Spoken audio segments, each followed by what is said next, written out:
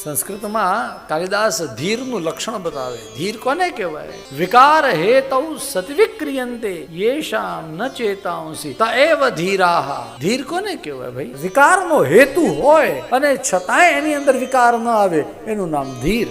એક ઓફિસરની પાસે ગયા, ગવર્મેન્ટમાં કામ કરતો ઓફિસર. એને કહ્યું, મેં મારી લાઈફમાં 40 વર્ષની સર્વિસ દરમિયાન મેં ક્યારે 4 પૈસા પણ ખાધા નથી. ભાઈ ગવર્મેન્ટમાં હોય ને ખાધા ન આવ્યું બને? પછી તપાસ કરાવી તો ખબર પડી કે આ ભાઈનું ખાતું એવું હતું કે ત્યાં કોઈ 4 પૈસા નહીં, 1 પૈસો ન આપે. એને ખાવા મળે જ નહીં. એનું કામ જ એવું હતું કે ત્યાં ઉપરનું કંઈ મળે જ નહીં, હા ટેબલ નીચેથી કંઈ મળે જ નહીં. તો એ એની ઉદારતા કે એની મહાનતા નથી.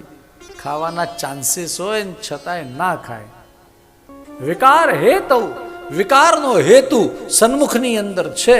ગમે ત્યારે આ મન ચલિત થઈ જાય, એની માટેના બધા જ આજુબાજુમાં બધા આમ એવા સંજોગો પણ છે, અને છતાંય જેનું મન ચલિત ના થાય એને ધીર કહેવાય.